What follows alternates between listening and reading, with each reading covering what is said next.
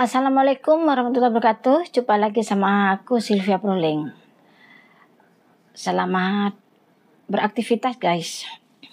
Oke guys, aku hari ini ingin membahas tentang masalah-masalah TKW yang sering terjadi. Semoga sharing aku ini menjadi pembelajaran agar teman-teman semuanya selalu berhati-hati dalam satu, membantu teman, kedua, dalam mengambil tindakan. Oke guys, ini aku baru dengar ada cerita teman aku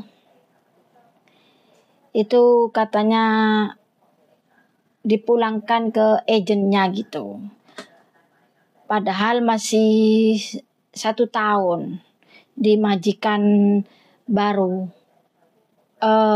Aku nggak seberapa tahu ya itu atau baru dari Hong Kong, baru dari Indonesia, atau sudah lama di Hong Kong, aku tidak tahu. Tapi intinya dia di majikan yang baru ini 1 tahun dan dia membuat kesalahan yang sangat fatal. Ini kan kita kan di luar negeri ikut orang itu guys, menaruh nyawa. Kita itu di sini nggak ada yang membantu guys, kalau bukan diri kita sendiri. Jadi harus hati-hati karena semua yang akan terjadi itu tidak tahu, dan itu adalah dari tindakan kita sendiri. Ngerti kan ya? Maksudnya gini, kalau kita tidak melakukan sesuatu yang salah, ya kita di negeri orang tidak akan punya masalah. Mungkin masalahnya sedikit-sedikit. Tapi kalau kita tidak berpikir sembarangan lah,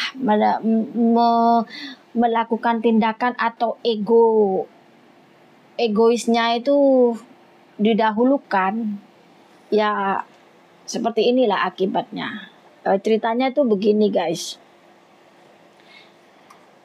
temanku ini katanya udah 1 tahun di majikan yang baru, dan dia mungkin kepepet uang atau gimana ya, itu pasti sudah kepepet uang, mungkin tidak bisa cari cara atau jalan keluarnya sudah buntu atau gimana, terus minta tolong sama temennya, curhat lah, intinya curhat gitu. Setelah itu curhat, mungkin temennya itu juga bingung duit juga, mungkin bingung uang juga, untuk mungkin lah kemungkinan seperti itu, kok bisa terjadi seperti ini gitu loh. Ternyata si temen ini yang dimajikan baru ini cerita butuh, ada masalah gitu, mungkin uang gitu. Terus teman yang dicurhatin itu ngasih solusi, suruh pinjam ke bank Hong Kong yang sekarang pinjam itu gitu loh. Terus ternyata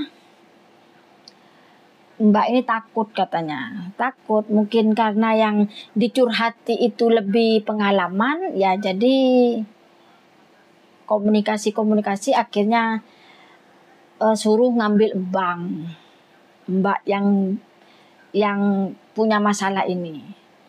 Akhirnya Mbak ini ditawarin, dikenalin sama temennya yang intinya pinjam uang lah gitu.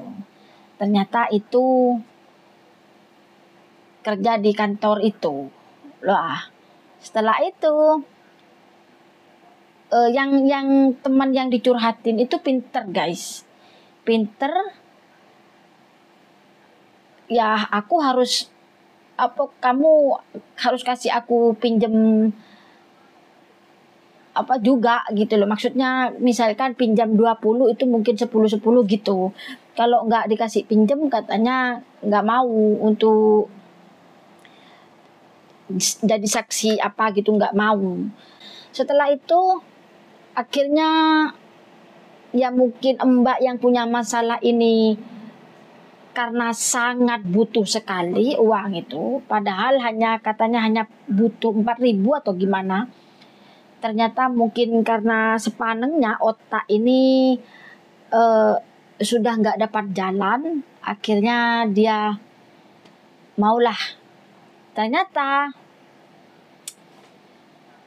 Mbak ini nggak pinjem hanya 4.000 itu, karena Mbak yang dicurhatin itu minta apa ya, minta juga paruan lah gitu, mau pinjem juga lah intinya gitu. Ternyata dia tuh pinjemnya sampai 25.000, 25.000, tapi mbaknya itu hanya ngambil 5.000 katanya, karena hanya butuh itu. Akhirnya ya uangnya yang sisanya ya diambil temen yang dicurhatin tadi, 15 ribuan itu dipotong apalah gitu, pokoknya cicilannya segitu, diambil yang dicurhatin itu 3/4-nya, yang mbak yang butuh tadi itu hanya ambil 5.000 itu katanya. Akhirnya ya karena itu teman baik atau gimana, yang lebih banyak ngambil tuh, yang lebih banyak dipakai itu uangnya ya mbak yang dicurhatin tadi, yang punya masalah tuh hanya ngambil 5.000, hanya pakai 5.000 gitu. Akhirnya kan dokumennya punya mbak yang punya masalah ini, KTP, paspor, dan alamat rumah dan nomor telepon. Ya mbak ini mungkin gak mikir apalah. Akhirnya dia tanda tangan, pinjam.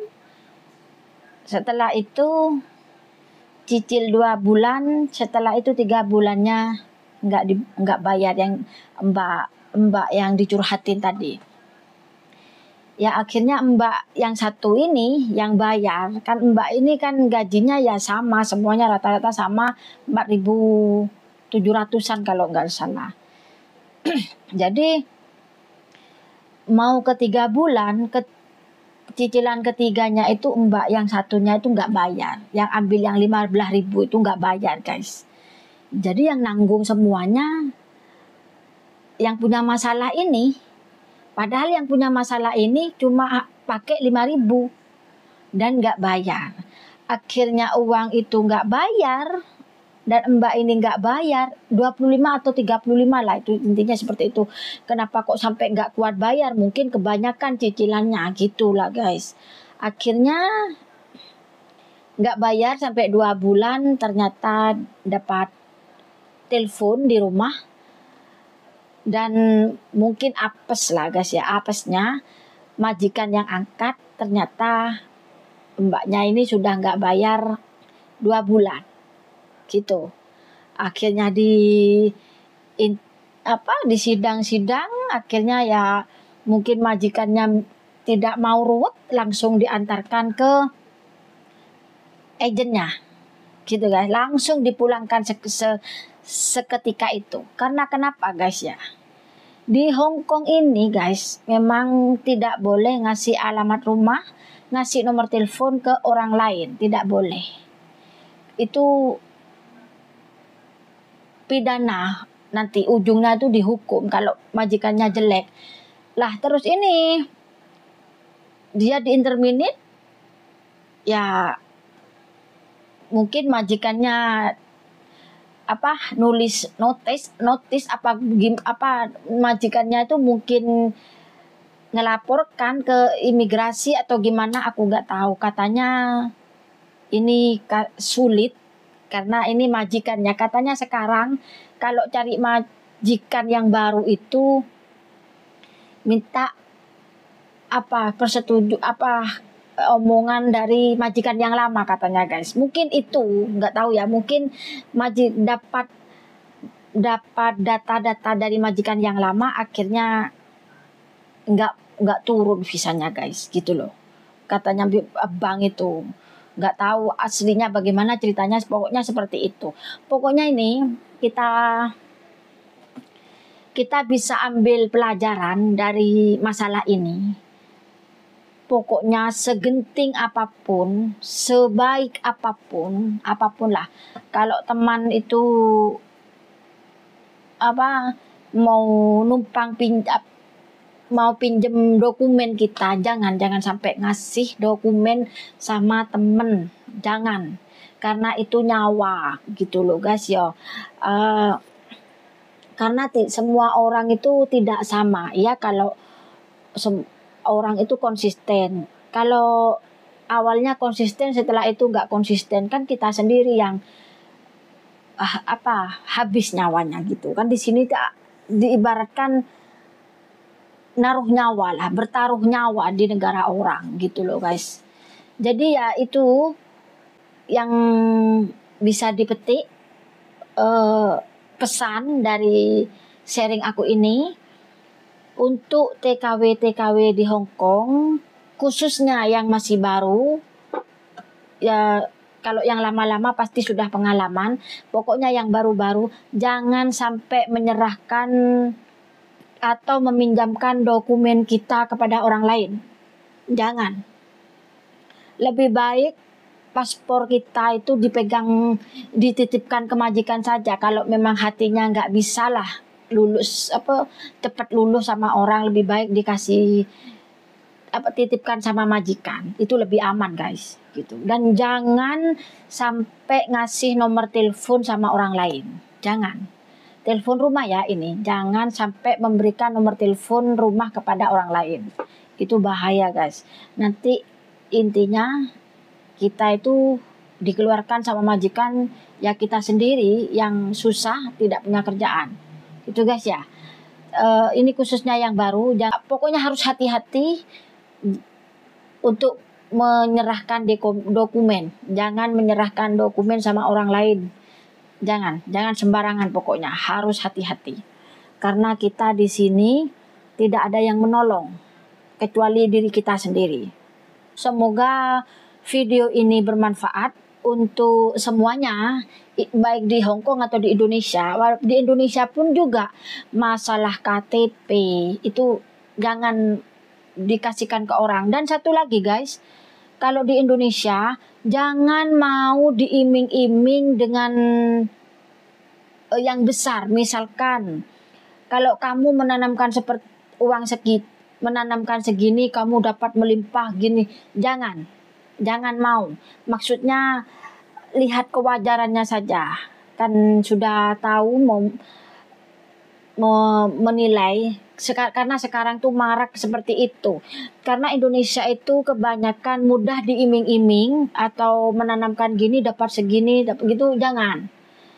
Kebanyakan orang Indonesia itu ingin cepet-cepet gitu loh. Jangan ya guys ya. Karena penipuan itu sekarang marak sekali. Itu kalau di Indonesia. Di Hong Kong jangan sampai dokumen kita dipinjamkan sama orang lain. Oke guys, cukup sampai di sini dulu sharing aku. Semoga bermanfaat untuk teman-teman aku, apalagi yang baru yang ada di Hong Kong. Dan sampai jumpa di video selanjutnya. Assalamualaikum warahmatullahi wabarakatuh. Bye.